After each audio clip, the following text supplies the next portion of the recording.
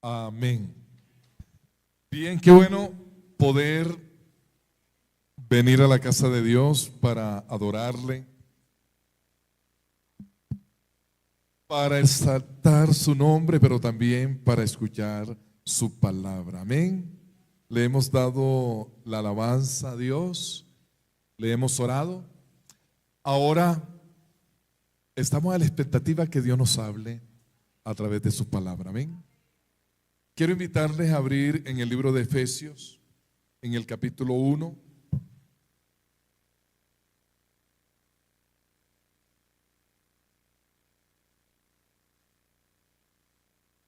En el versículo 3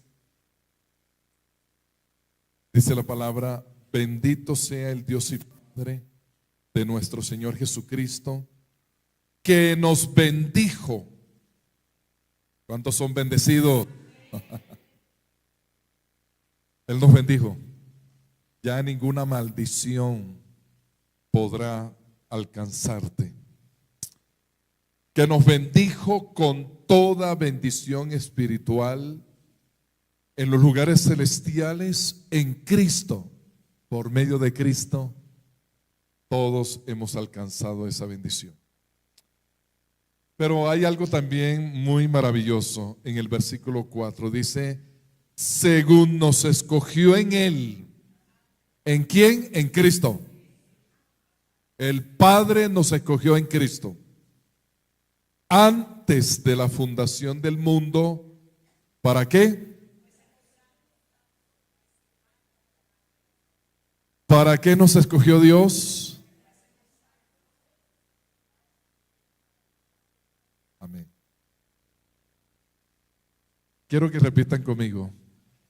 Dios me escogió desde antes de la fundación del mundo para que sea santo y sin mancha delante de Él.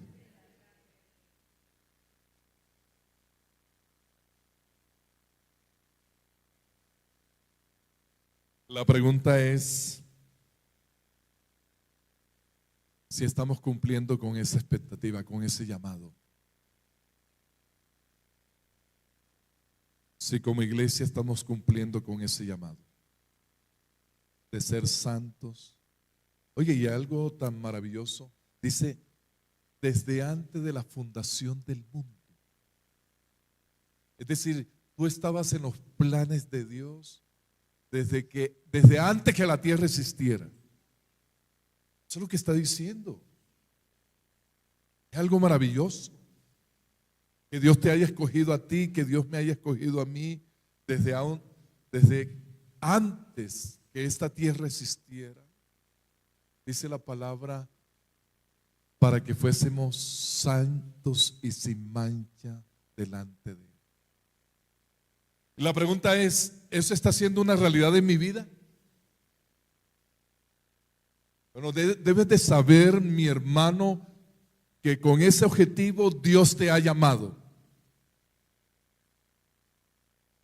Para que seas santo y sin mancha delante de Él. Porque ante la presencia de Dios no se acercará ninguna cosa mala. ¿Por qué? Porque Dios es santo. Y ahí, como hemos repetido el versículo en 1 de Pedro 1:16, porque escrito está: sed santo porque yo soy santo. Y de pronto para nosotros, Dios mío, esa es una meta muy grande, Padre. Pues con tu fuerza nunca podrás agradar a Dios. Y todos estos domingos, ya creo que van como 5 domingos, que hemos hablado del tema de la santidad. Y este mes vamos a concluir ese tema, pero no concluimos con el proceso de la santidad, que es toda la vida. Toda la vida tenemos que esforzarnos por agradar a Dios, por obedecer a Dios, por vivir en santidad. Y hoy quiero compartir el tema Es su tema, porque el tema general es la santidad, los enemigos de la santidad. ¿Cómo se llama el tema? Los enemigos de la santidad. Hay muchos enemigos para que tú no vivas una vida santa. Cuando hablo de una vida santa, es una vida, primero una vida de obediencia a Dios. Segundo, es una vida, la santidad es una vida de rendición a Dios, de vivir para Dios. Y la santidad tiene muchos enemigos. El primer enemigo de la santidad que quiero hablarles en esta mañana se llama la ignorancia. La ignorancia. Hay muchos que pecan por ignorantes. Pero el hecho de que tú desconozcas la palabra de Dios, el hecho de que tú no la leas, ¿cuántos tienen la Biblia? Ok. Aquí en la Biblia, en la palabra de Dios, Dios nos ha instruido para que le agrademos en todo, para que hagamos lo que a Él le agrada aquí.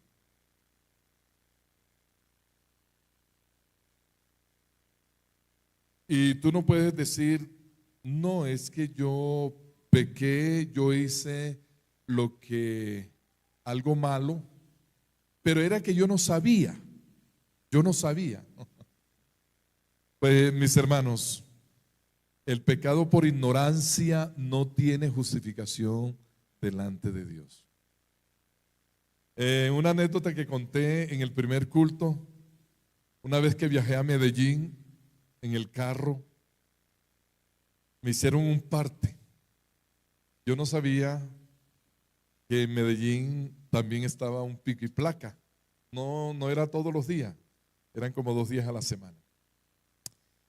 Y yo le dije al del tránsito que me paró y me dijo que me iba a colocar una multa porque estaba conduciendo un día que no se podía conducir mi placa. Yo le dije, ay Señor, discúlpeme, es que yo vengo de Bogotá y yo no sabía que aquí en Medellín también existe el pico y placa. ¿Sabe qué me dijo el agente de tránsito? Él no me dijo, ay, qué pena, tranquilo, siga. No, él me extendió el parte y me dijo, esto es para que aprenda, para que averigüe. No me la rebajó. No me diga, ay, yo no sabía que usted no sabía. No. Mire, la palabra de Dios en Levítico 5, 17, hablando del pecado por ignorancia, dice, finalmente, si una persona pecare o hiciere alguna de todas aquellas cosas que por mandamiento de Jehová no se han de hacer, aún sin hacerlo a sabiendas, mire, aún sin hacerlo a sabiendas, es decir, sin tener el conocimiento. Yo no sabía. Dice, es culpable, llevará su pecado. Y sigue diciendo, traerá pues al sacerdote para expiación, según tú lo estime, un carnero sin defecto de los rebaños, y el sacerdote hará expiación por el hierro, por la ignorancia, por el hierro que cometió por ignorancia, y será perdonado. Es infracción y ciertamente delinquió contra Jehová. Es decir, aquí lo que está diciendo el Señor, si alguno pecare por inocente, por desconocer la ley, no se le va a rebajar. Llevará las consecuencias. Y hay una frase que dice, la ignorancia de los hombres no les exime de la responsabilidad de sus acciones. Es que yo no sabía, es que yo no conocía. Eso no lo va a eximir de su responsabilidad. Así que el primer enemigo de la santidad es la ignorancia. Hay muchas personas que pecan, ofenden a Dios por desconocer lo que Dios enseña en su palabra. Y ahí en Oseas 4:6 nos dice la palabra: mi pueblo fue destruido porque le faltó conocimiento, por ignorante, por desconocer la ley de Dios, fue destruido mi pueblo. Es decir, Dios no es que va a justificar nuestra ignorancia en cuanto a la norma.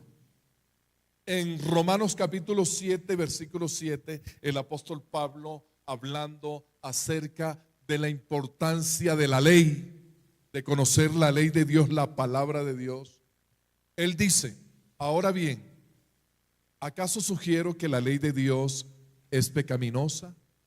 De ninguna manera. De hecho, fue la ley la que mostró mi pecado. Yo nunca hubiera sabido que codiciar es malo si la ley no dijera no codicies. Es decir, lo que el apóstol Pablo está diciéndonos aquí es que el único que tiene autoridad para definir lo que es bueno y lo que es malo no es el hombre, es Dios y su palabra. Hoy día estamos en una sociedad muy relativista, que cada uno considera si lo que hace es bueno o es malo.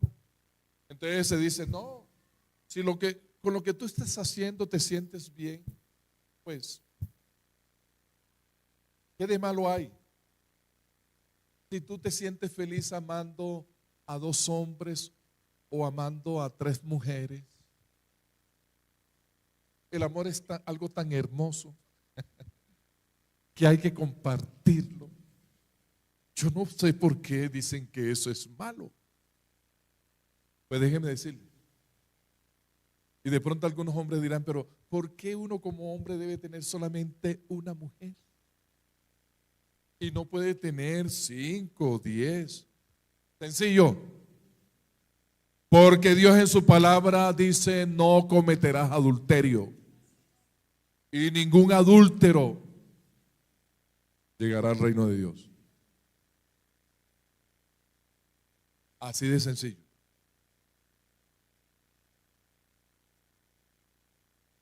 Dios es el que tiene la única potestad de decidir si algo es bueno o algo es malo. No el hombre, porque el hombre es un ser caído. Y el hombre, como dice la palabra allí en Isaías 5:20, hay de aquellos que a lo malo llaman bueno y a lo bueno malo, que hacen de la luz tinieblas y de las tinieblas luz, que ponen lo amargo por dulce y lo dulce por amar. Así es el hombre. El ser humano hoy día a lo malo le está llamando bueno y a lo bueno le está llamando malo. Entonces no podemos, escúcheme bien, el ser humano está atrofiado, no tiene ese discernimiento para comprender qué es lo malo y qué es lo bueno. Por eso Dios nos ha dejado su palabra y Él ha establecido: esto es bueno, esto es agradable a Dios, esto es pecado, esto desagrada a Dios. Así que ante esa ignorancia que muchos tienen de la palabra y por eso pecan, algunos pensarán, muchos jóvenes pensarán que fornicar no es pecado. Ay, pero si yo amo tanto a mi novia, ¿por qué no puedo estar con ella? Pues porque la palabra de Dios dice muy claramente: no fornicarás. Así de sencillo. Ay, pero qué de malo hay que si ya yo no me llevo bien con mi cónyuge, pues ¿para qué seguir allí? No, me voy a divorciar y buscarme otro, otra. Pues Dios condena el divorcio, Dios condena el repudio. Así de sencillo.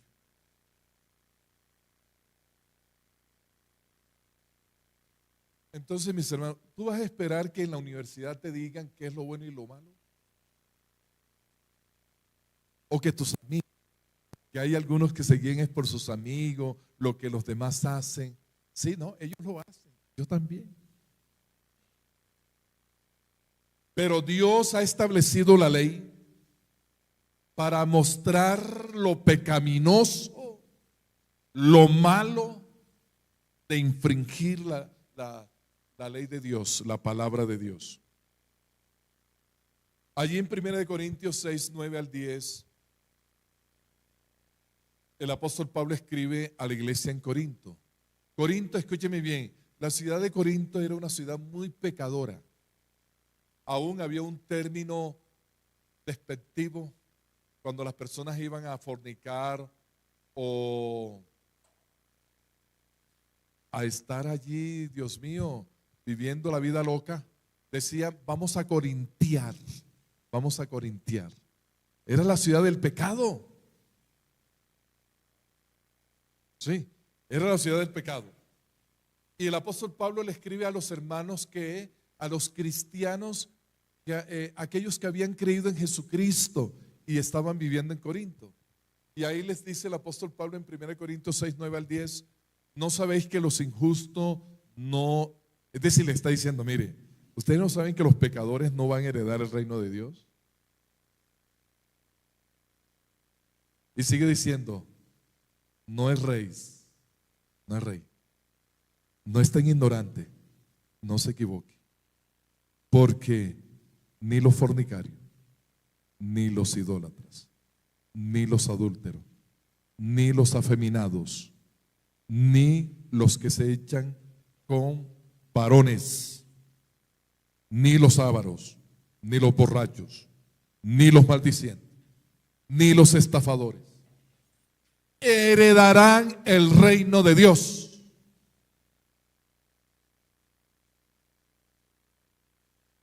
¿Por qué decimos no al matrimonio homosexual?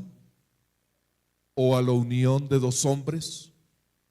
¿O a la unión de dos mujeres? ¿Por qué? Esto no es que la iglesia, a la iglesia se le ocurrió prohibir que dos hombres puedan convivir. Yo no sé, esta iglesia tan retrógrada, ¿por qué prohíbe? No es la iglesia la que está prohibiendo. Es Dios en su palabra, es Dios el que nos creó, el que nos diseñó y el que puede decir, esto me agrada y esto no. Esto es pecado y esto no. Así que hay muchos homosexuales hoy día y el mes pasado, el mes del orgullo gay, salen con sus banderas, haciendo sus marchas, orgullosos de ser lesbianas y homosexuales. Y lo gritan a cuatro vientos. Pues, y muchos de ellos odian a las iglesias. Muchos de ellos odian a los pastores. Nos tratan de homofóbicos. De homofóbicos porque les mostramos en la palabra que hay unos comportamientos, unas conductas que Dios condena, que a eso no le agrada al Señor.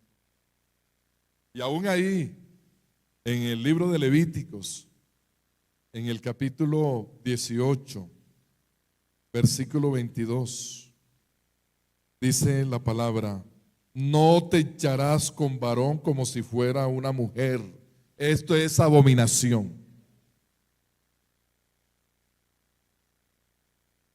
Y también dice el versículo 23, porque hoy día hay unas aberraciones sensuales y hay sitios en internet exclusivos para perversiones. Perversiones como el bestialismo. Y ahí en el versículo 23 dice: ni con ningún animal tendrás ayuntamiento, amancillándote con él, ni mujer alguna se pondrá delante de animal para ayuntarse con él. Es perversión. Pero hay muchos que hacen estas prácticas. Bueno, es mi cuerpo. Pero ese cuerpo Dios fue el que lo creó. Y lo creó para que fuera templo del Espíritu Santo. Así que muchas personas pecan por su ignorancia, por no conocer lo que Dios nos ha indicado en su palabra, lo que debemos hacer y lo que no debemos hacer. Es ahí donde entonces tenemos un reto. El reto es: lea la Biblia, porque ahí vas a encontrar lo que Dios quiere que tú hagas. Ahí vas a encontrar lo que Dios aborrece. En Deuteronomio 6 está ese mandato 6:6, Dios diciéndole a Moisés para que le diga al pueblo: estas palabras que yo te mando hoy estarán sobre tu corazón. Las repetirás a tus hijos. Deber de los padres enseñar la palabra a sus hijos, para que no peque, para que vivan una vida agradable a Dios. Y Dios le dice a los padres: mire, esta palabra ustedes van a repetirla a sus hijos y van a hablar de esta palabra estando en tu casa. ¿Cuántos leen la palabra de Dios en su casa? Si alguno no lo está haciendo, saque un tiempo. Hablarás de ellas estando en tu casa, andando por el camino, al acostarte, cuando te levantes. Las atarás como señal en tu mano, estarán como frontales entre tus ojos. Las escribirás. ¿Qué tienes en tus paredes? Es mi pregunta. ¿Qué hay en tus paredes de tu casa? ¿Hay versículos de la Biblia? Algunos chicos tienen mujeres semidesnudas allí en las paredes de su cuarto. O tienen a Messi, o tienen a Cristiano Ronaldo. Tenga la palabra, dice, y las escribirás en los postes de tu casa, en tus puertas, yo diría, en tus paredes. Tenga versículos de la Biblia por todos lados. Te pregunto, ¿cuánta palabra de Dios tú estás leyendo? O la Biblia está llena de polvo allá. Nunca tomas la palabra, nunca la lees.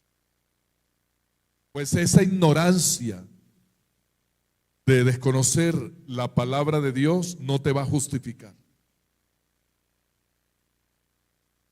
Y también Dios le dice a Josué en el capítulo 1, versículo 8: nunca se apartará de tu boca este libro, nunca se apartará, sino que de día y de noche.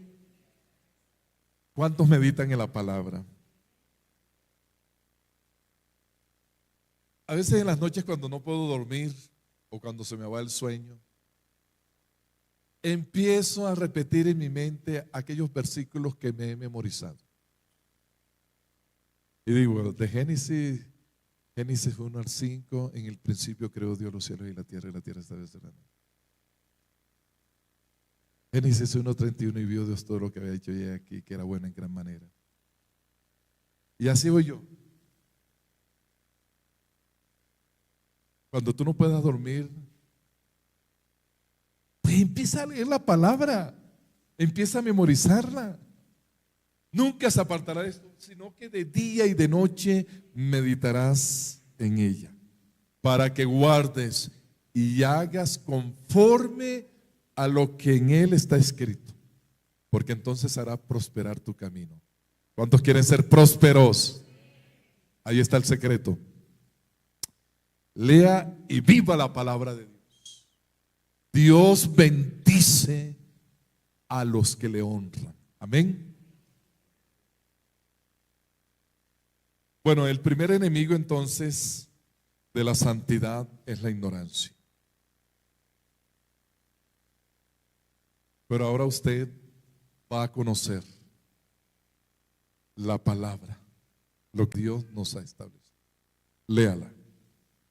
Y esa palabra dice: ¿con qué limpiará el joven su camino? Salmo 119:9. Hay una pregunta: ¿con qué limpiará el joven su camino? La respuesta es: con guardar su palabra. Jóvenes, ¿quieren llevar una vida santa delante de Dios? Ahí está el secreto. Guarda su palabra. Segundo enemigo de la santidad, la tentación. La tentación es el segundo enemigo. Allá hay un hombre que le ofrece.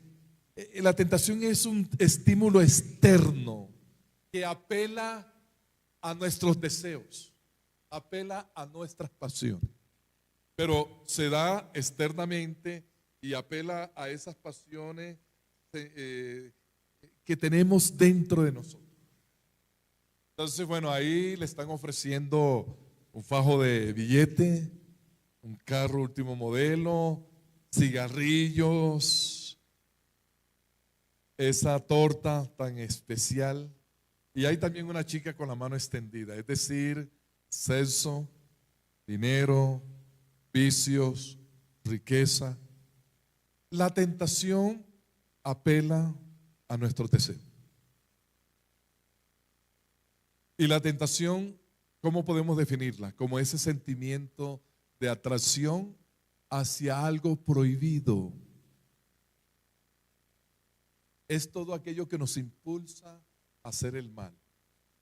Es el acto de incitación a hacer lo malo mediante promesa de placer o de ganancia. La tentación siempre se presenta como algo exquisito, algo sabroso. Y es como cuando aquel pescador toma su anzuelo y en ese anzuelo coloca una carnada. El pez ve ese gusanito que se está moviendo o esa lombriz que se está moviendo y dice: ay, qué bocado tan delicioso, y abre la bocota y queda ensartado. Así es la tentación. Algo que se nos presenta como delicioso, sabroso, pero ahí lo va a ensartar a usted. Va a llevar las consecuencias, pero muy negativamente. Por eso la tentación se presenta siempre como algo agradable, como algo delicioso, como algo dulce. Y esa fue la estrategia de Satanás. Le presentó el fruto prohibido y dice la palabra que la mujer le pareció árbol codiciable, agradable. Oiga, si el pecado no fuera sabroso, ninguno pecara. ¿Sí o no?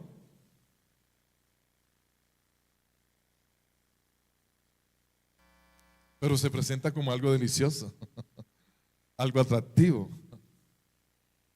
Entonces, mis hermanos, la palabra de Dios nos dice en Santiago capítulo 1 versículo 13: cuando alguno es tentado, no diga que es tentado de parte de Dios.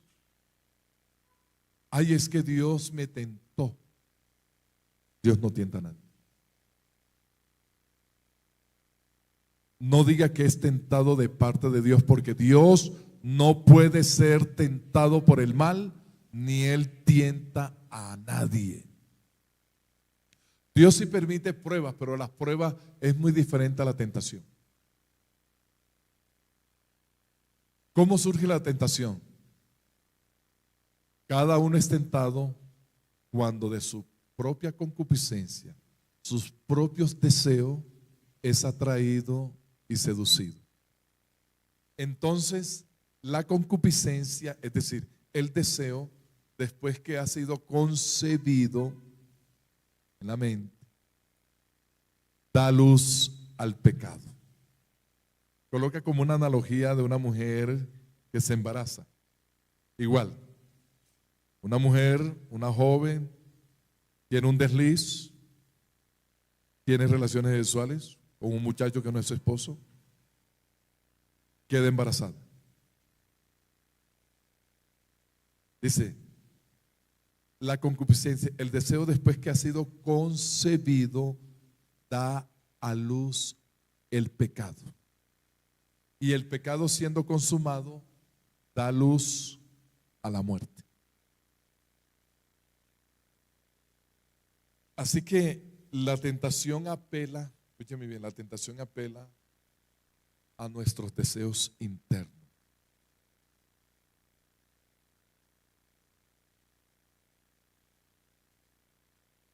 ¿Qué es lo que hay en tu corazón? Si en tu corazón hay concupiscencia, hablo a los hombres en este caso, cuando vea a una mujer, la va a desear en su corazón. Va a adulterar o a fornicar con ella en su mente. Porque en su corazón, en su interior, en sus pensamientos, están esos deseos. Así que, como les dije, la tentación es un estímulo externo que despierta lo que hay dentro de nosotros. Y en cuanto a la tentación, el Señor en su palabra nos exhorta a huir. Dice un proverbio, ¿tomará el hombre fuego en sus brasas sin que se queme? Aquella persona que es propensa de pronto al alcoholismo o al tabaquismo, pues hermano, si usted se expone, ay no, yo voy para el cartucho, allá tengo unos amigos. Oiga,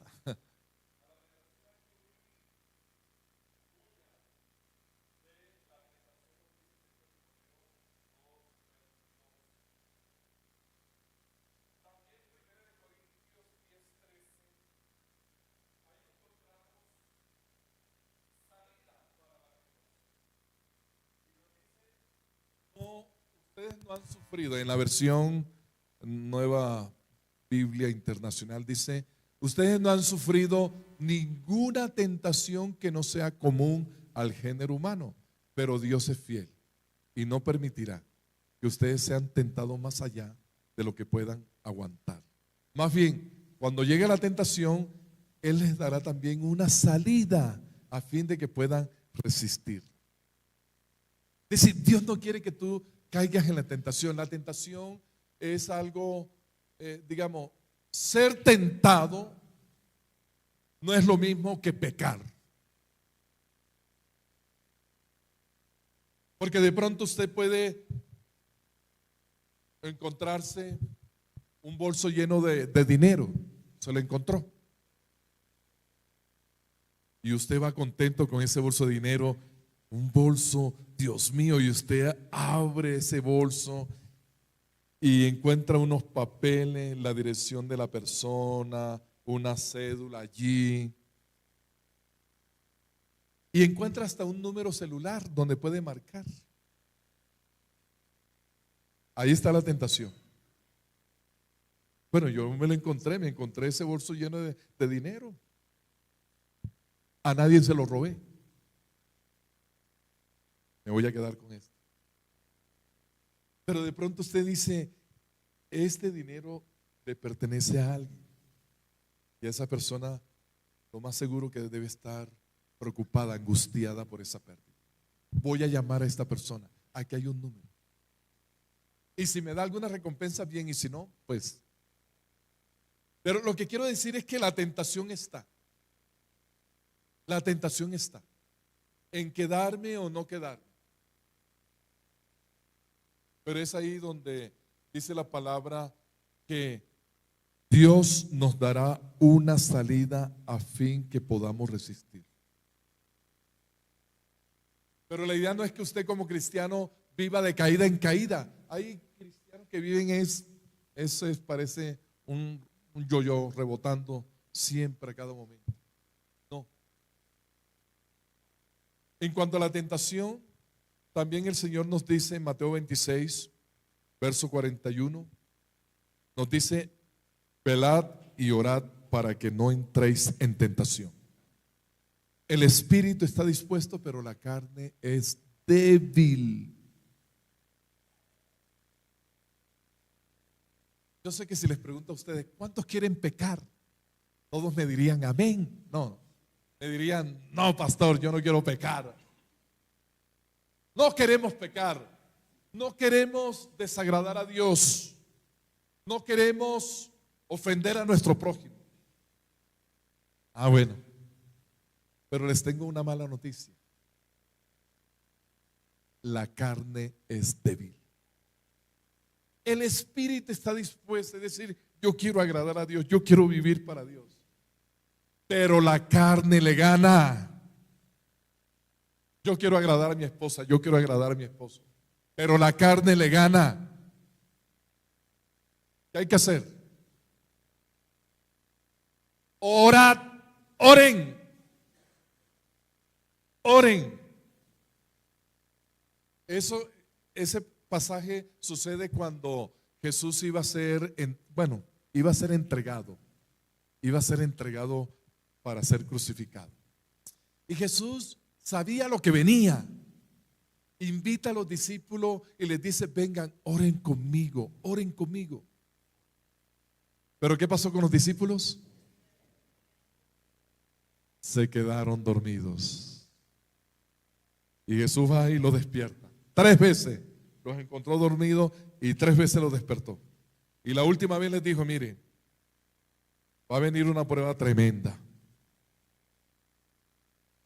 Oren para que no caigan en la tentación. El espíritu está dispuesto, pero la carne es débil.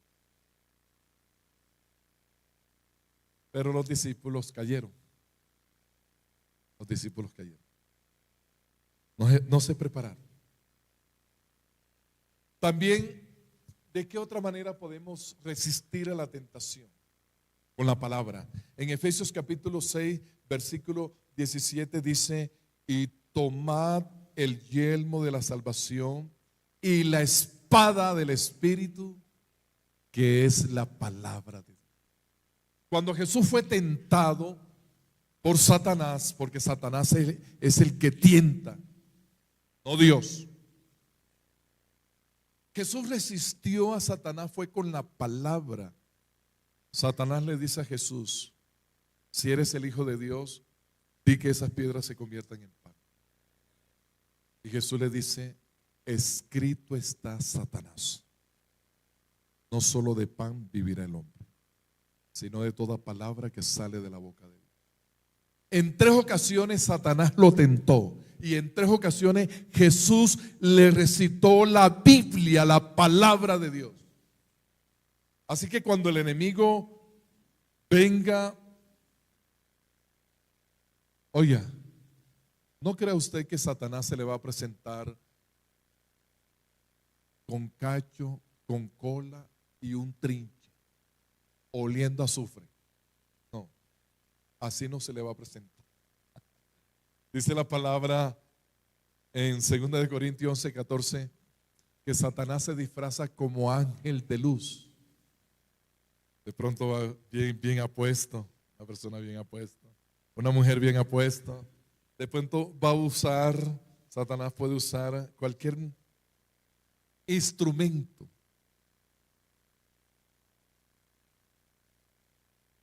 Pero nosotros tenemos que tener en claro lo que a Dios le agrada. Y cuando alguna persona venga a tratar de insinuar cosas, escrito está, Satanás.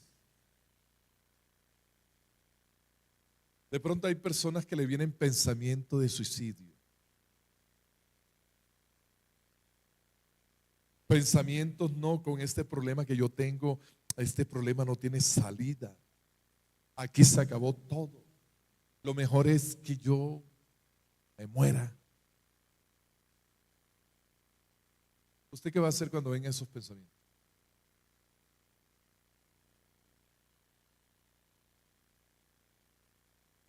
Hay hermanos que no hacen nada. Permiten que eso siga anidándose, cogiendo fuerza en su vida. Usted inmediatamente repréndalo en el nombre de Cristo. Y diga: escrito está Satanás. En Cristo soy más que vencedor. Esto no me va a derrotar. Mi vida le pertenece a Él. Y el Señor es el soberano de mi vida. Él es el dueño de mi vida. Pero usted tiene que tomar la palabra de Dios, que es la espada del Espíritu. La palabra de Dios es la espada del Espíritu. Cuando venga esos pensamientos depresivos, esos pensamientos de poco valor, nadie me ama, nadie se preocupa por mí, ni mi mamá, ni mi papá, todos me dejaron. Pues tome la palabra, tome esa espada del Espíritu. El Salmo 27:10. Aunque mi padre y mi madre me dejaran, con todo Jehová me recogerá. Mis hermanos, Dios nos ama. Tanto nos amó que envió a su Hijo Jesucristo a morir por ti y a morir por mí.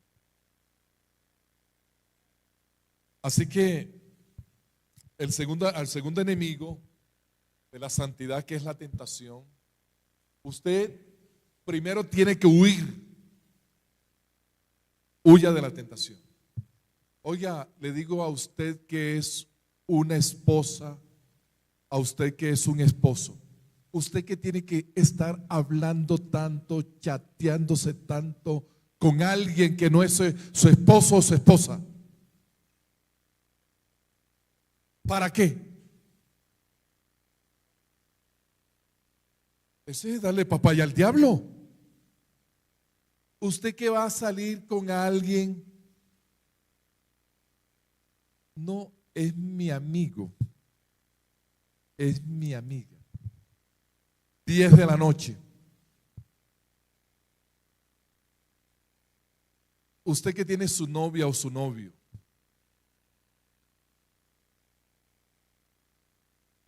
mi amor, es que quiero visitarte. Sí. Ay, sí, puedes venir a las 9 que estoy solita. 9, 10 de la noche. Él solo, yo sola. La tormenta perfecta. Ese es como poner al ratón a cuidar el queso. No le dé papaya al diablo. El espíritu está dispuesto, pero la carne es débil. La carne es débil, no se lo olvide. Aunque usted sea un buen cristiano, les voy a contar una historia muy real. Cuando estaba pastoreando en Apartado, Antioquia, una hermanita sacó un tiempo para ayunar. No eran los días comunes de la iglesia en que se ayuna. Las iglesias tienen un día de ayuno. Por ejemplo, aquí, si usted no lo sabía, todos los miércoles tenemos ayuno de 9 a 12 del mediodía. Pero ella determinó como 3 días de ayuno, más o menos, 3 días de ayuno, algo de ella que quería con Dios. Resulta que otro hermanito también tuvo el mismo sentir.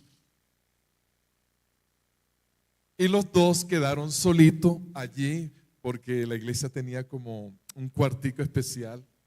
Hay algunas iglesias que tienen un cuarto especial donde uno hace el ayuno y toma tiempo de oración. Los dos solitos allí.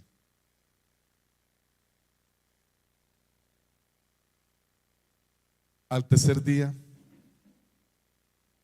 pasó lo que no debía haber pasado. Fornicaron dentro del mismo templo, en ayuno. pero no ayunaron sus pasiones. La carne es débil. Y aunque no fueron con ese propósito, pues le dieron papaya a los deseos de la carne.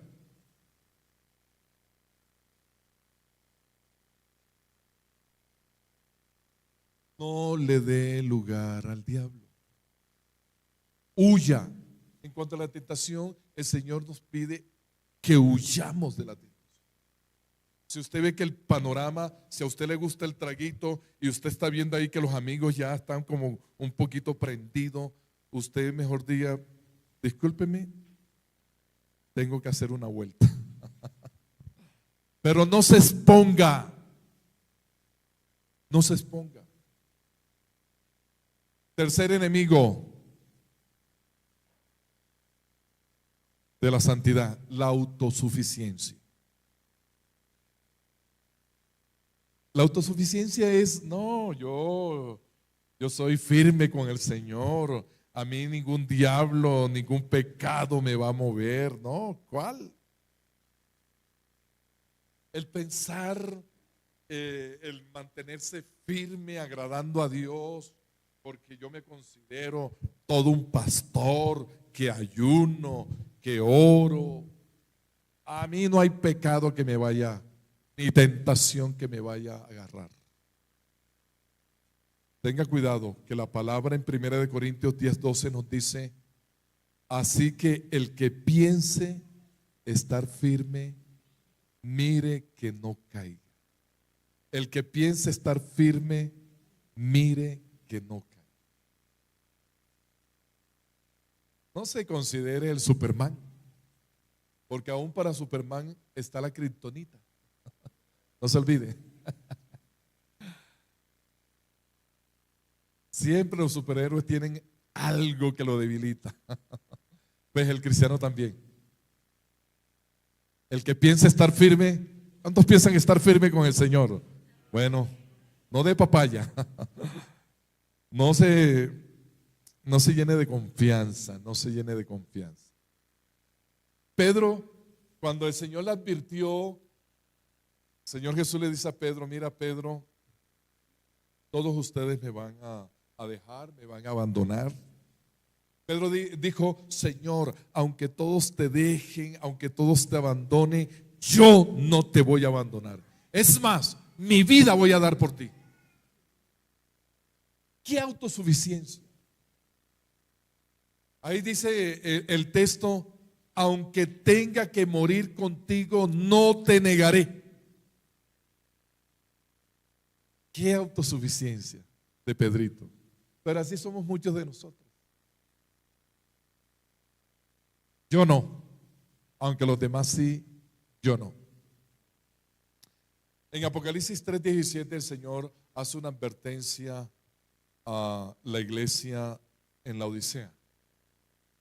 Era una iglesia que se pavoneaba de sus riquezas, de su fortaleza. Y Dios le dice allí en Apocalipsis 3:17, porque tú dices, yo soy rico, me he enriquecido, de ninguna cosa tengo necesidad, pero no sabes que tú eres un desventurado, miserable, pobre, ciego, desnudo. Pero los hermanos de la iglesia se consideraban fuertes, que lo tenían todo, que estaban sobrados.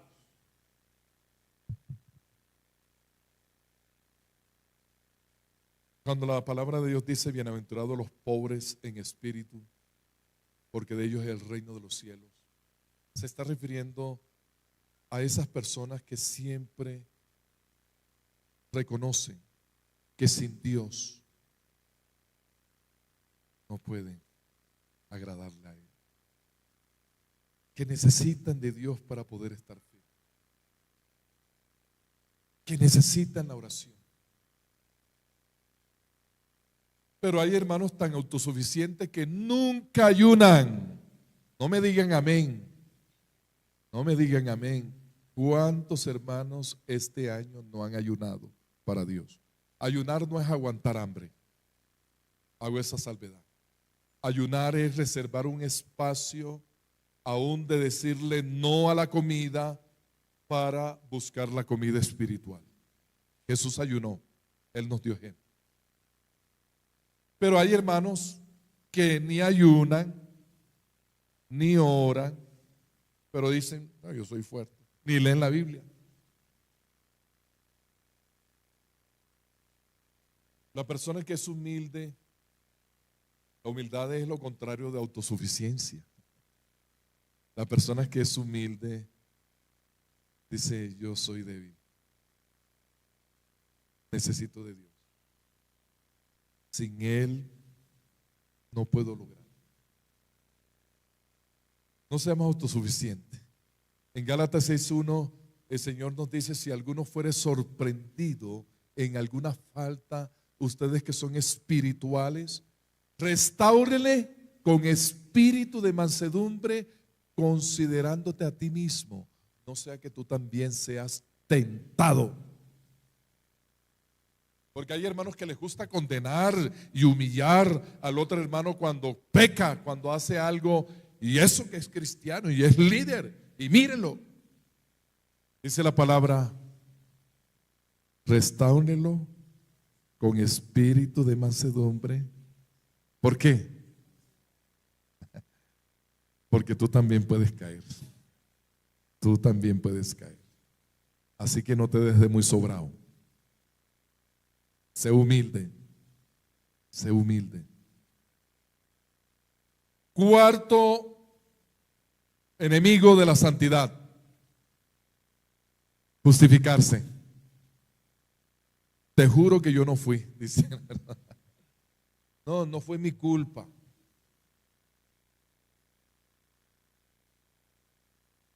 Queremos agradar a Dios en nuestra manera de vivir. Pues no justifiques tu pecado. Como seres humanos somos expertos en excusar nuestra falta, nuestros pecados. No, pastor, yo la verdad que no quería pegarle a mi esposa. No quería ponerle el ojo negro. Pero pastor, ella poniéndome la cara y retándome, pégame, pégame, pégame. Pues me tocó. No justifique. No justifique su pecado. Somos dados a justificar nuestro pecado. En estos días a alguien no de esta iglesia, para que no vaya a empezar, ¿quién será? ¿Qué hermanito será? No de esta iglesia. Aún no es cristiano.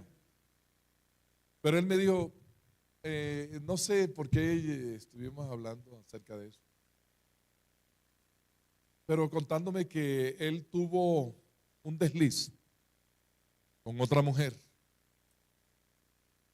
Pero él reconsideró y se apartó de esa amante que tenía. Pero la esposa llegó a enterarse que su marido le había sido infiel. Se llegó a enterar. Y me dice, pastor, fíjese, ahora ella me está poniendo cacho con fulano y tal. Para vengarse. Ah, si él adulteró, pues yo no me quedo atrás. Ay, ya. Tremendo, ¿no? Tremenda justificación del pecado, ¿no? Ay, él porque sí me fue infiel y yo no puedo serle infiel. Pues cada uno le dará cuenta a Dios.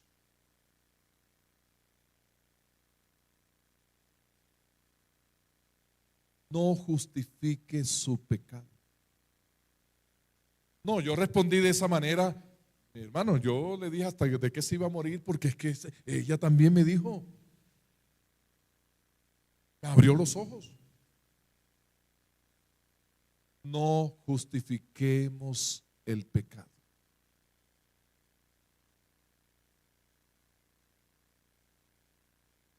Me llamó la atención, estando en el seminario, yo todavía no era casado, pero tenía un profesor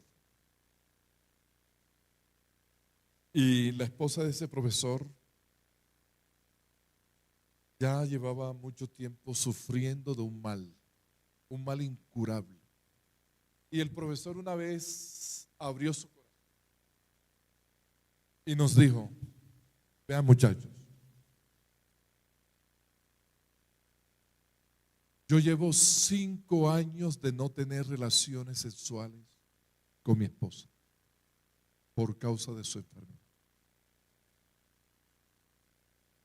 Y yo podría justificar el ir a tener relación con otra mujer.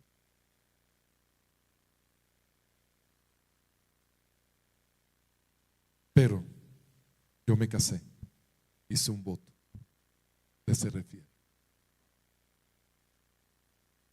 Y a no ser que ella o se mejore o se muera, me conseguiré otra mujer. Como 3 años después, ya yo no estaba en el seminario, me enteré que la esposa se había muerto. Al año siguiente, él se consiguió otra mujer, temerosa de Dios, y se volvió a casar. Yo dije, ¿qué tan fácil es de pronto uno justificar su pecado? Ay, es que mi esposa no me atiende. O es que mi esposo ya ni me mira. En cambio que el vecino sí. Y el vecino me dice que yo estoy bonita. Y él sí me presta atención. Así que la culpa es de él. Y a veces, la culpa es de ella. No justifique su pecado. Y hay muchas maneras en que justificamos el pecado. Y a veces cuando se hace algo no agradable, algo que es incorrecto, y alguien le dice a esa persona que lo que está haciendo es incorrecto, entonces dice, bueno, el que esté libre de pecado que tire la primera piedra. Y ahí hay una diapositiva que dice: Jesús no vino a justificar nuestros pecados, sino a liberarnos, a lavarnos, a enseñarnos a una manera nueva de vivir. Jesús no dice anda. Jesús, Él nos dice: está bien, yo te perdono, anda, vete y no peques más. Pero no es que Jesús está justificando nuestros pecados. Hay una lista ahí de las maneras en que justificamos nuestro pecado. Nadie es perfecto. Somos humanos. Todos pecamos. Dios conoce mi corazón. Solo Dios puede juzgarme. Es culpa de otra persona que yo haga esto. Mis actos no están hiriendo a nadie. Lo que estoy haciendo funciona para mí y me hace sentir feliz. Dios perdona mis pecados. Hay hermanos que son expertos. El que peca y reza empata. Y viven pecando y Señor, perdóname. Y al día siguiente otra vez y Señor, perdóname. No existe tal cosa como el pecado. No creo en Dios. La Biblia está equivocada. Yo estoy a cargo de mi propia vida y destino. Así que tanto los cristianos como los no cristianos justifican su pecado. Queremos llevar una vida de santidad agradable a Dios. No sigas justificando tu pecado. Pues, ¿por qué estoy mal geniado? ¿Y por qué le vivo gritando a mi cónyuge? Pues porque ella se lo busca. Y sí, hay muchas esposas que se lo buscan. No. Hay muchas esposas que se lo buscan, muchas esposas. Pero eso justifica tu pecado, el que la hiera, el que la humilles. No. Hay una frase que dice: el pecado más sutil es aquel que se justifica. No justifique tu pecado. Cuando David pecó, él compuso un salmo, el Salmo 51. Ten piedad de mí, oh Dios, conforme. ¿Sí? Borra mis pecados. Contra ti solo he pecado y he hecho lo malo. ¿Sabe que David no justificó su pecado diciendo, pero por qué esa mujer se está bañando desnuda allá en su patio? Porque David estaba un día en su palacio, miró a través de la ventana y al lado había una mujer, una hermosura de mujer bañándose. La codició. Pero mire que cuando David es confrontado con Dios, él no dice, pero Señor, es que esa Betsabé fue la que me tentó. Yo estaba ahí orando en mi palacio. No, no, no. Él dice, Señor, yo he pecado contra ti, Señor, perdóname. Mi hermano, no justifique su pecado, que así usted nunca podrá agradar a Dios ni llevar una vida de santidad. Proverbios 28:13 dice, el que encubre sus pecados no prosperará, mas el que los confiesa y se aparta alcanzará misericordia. No siga escondiendo su pecado, no siga justificando, sino confiésalos y apártate de él. Ese es el que será prosperado. Termino hablándoles de el último enemigo, que no lo compartí en el primer culto. El último enemigo de la santidad es la tibieza espiritual. Ahí está el hermanito, no, ese no es Fanor. Tiene gafas, pero no es él. Está en la iglesia allí con la Biblia de cabecera, echándose un motoso, como dicen en los Santanderes. Un motoso ahí durmiendo. La palabra de Dios en Apocalipsis capítulo 3 versículo 15. Dios le dice a la última iglesia, la iglesia de la Laodicea, que para muchos teólogos es la iglesia de nuestro tiempo, la iglesia de Laodicea. Dios le dice a esa iglesia, yo conozco tus obras, que ni eres frío ni caliente. Ojalá fueras frío. Cuando aquí habla de frío, se está refiriendo de impío, una persona que no conoce de Dios. Y el Señor dice, ojalá fueras frío o caliente, pero por cuanto eres y no frío ni caliente, te vomitaré de mi boca.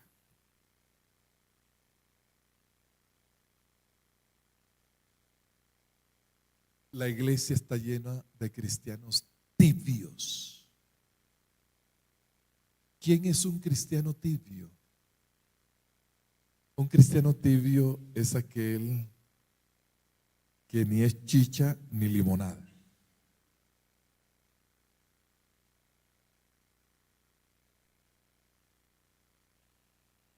Un cristiano tibio es un cristiano que viene a la iglesia, que de vez en cuando ora, que de vez en cuando lee la palabra, que procura de pronto no vivir en esos pecados tan horripilantes, o a lo menos a la luz pública. El cristiano tibio es aquel cristiano que no tiene un compromiso real con Dios. El cristiano tibio es aquel cristiano que poco a poco va dejando que los pecados lleguen a su vida y lo toma como algo normal, ¿sí? Ya hasta está diciendo grosería cuando antes no decía grosería. Ya hasta está viendo cosas que no debería ver, pornografía o cosas, cuando antes no lo hacía. El cristiano tibio es alguien poco comprometido con Dios, con su palabra, que es liviano Sí. Ay, yo, la verdad es que, pastor, tengo 2 meses de no ir a la iglesia. 2 meses, pero yo con mi Diosito siempre estoy ahí. Ese un tibio. Cuando un cristiano deja de ir a la iglesia, póngale la firma.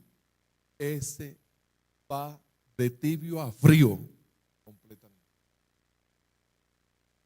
El cristiano tibio ya no ora tanto. La palabra, poco que ver. El tibio con esto, nada. En el trabajo se comporta como sus compañeros. Chistes vulgares, hablan solamente de farándula. Ese es el cristiano tibio. El cristiano tibio a ninguno le habla de Cristo. A ninguno. A ninguno. Esa es la iglesia de hoy día, llena de cristianos tibios, que acolitan el pecado, poco compromiso con Dios, con su iglesia. Le da lo mismo. Hoy no oré, no he ido a la iglesia por un mes, no importa, le da lo mismo. ¿Y sabe qué? Eso es lo que más le desagrada a Dios, los cristianos tibios. Dice el Señor, a ellos los vomitaré de mi boca. Prefiero que seas frío o caliente, porque el frío hay esperanza. Aquel que está completamente en el mundo, apartado completamente de Dios, hay de pronto esperanza que el Espíritu Santo lo toque y sea traído a Cristo. Pero el tibio se conoce la Biblia.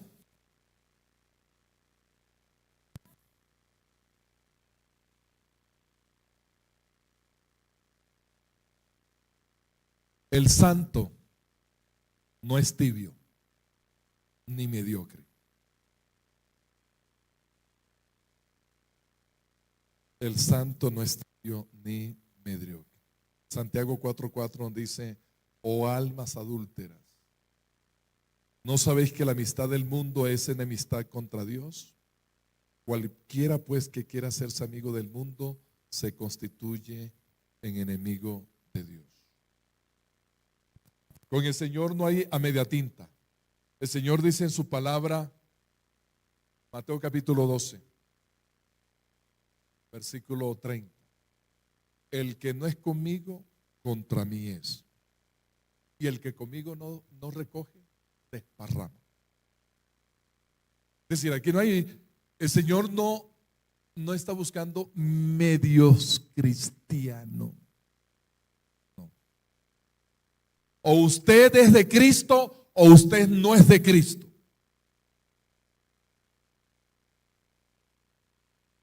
Pero por eso, ese es un enemigo fuerte de la santidad, la tibieza espiritual. Hay un cristiano a media tinta ahí, como una cebra, rayas negras, rayas blancas, es decir, el pecado hace parte de su vida. Mis hermanos, el Señor quiere que seamos santos, que llevemos una vida agradable a Él. Así que mi invitación es, ¿cómo estás llevando tu vida? ¿Estás agradando a Dios en tu forma de vivir? ¿En tu forma de pensar? ¿En tu forma de hablar? ¿Estás agradando a Dios? Colóquese en pie. Vamos a orar. No seamos autosuficientes. Busquemos de Dios, mis hermanos. ¿Usted quiere agradar a Dios? Pues yo le invito. Busque espacio para Dios. Busque espacio para leer la palabra. Espacios para orar. Hacer la voluntad de Dios. Espacio para leer la Biblia. No sé cómo llevas tu vida, pero el Señor nos ha llamado a ser santos, a ser sin manchas. No saques excusas.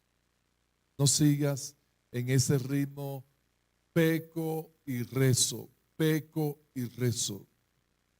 Sal de ese círculo vicioso. Y Señor, tú me has llamado a ser santo. Cierra tus ojos. Al Señor, no sé qué tengas que decirle hoy al Señor, si ha sido retado, si a muchos de esos enemigos están deteniendo tu santidad, no sé si la tentación, no sé si la autosuficiencia, no sé si la tibieza espiritual, pero dile hoy al Señor, Señor, yo quiero agradarte. Tú me escogiste antes para ser santo y sin mancha delante de ti. Ayúdame, Señor. La buena obra, dile, Señor, la buena obra que tú has empezado en mí, síguela perfeccionando hasta el día de Cristo. Gracias, Señor, porque me amas. Y contigo, Señor, podré agradarte. La honra y la gloria es para ti, Cristo Jesús. Amén.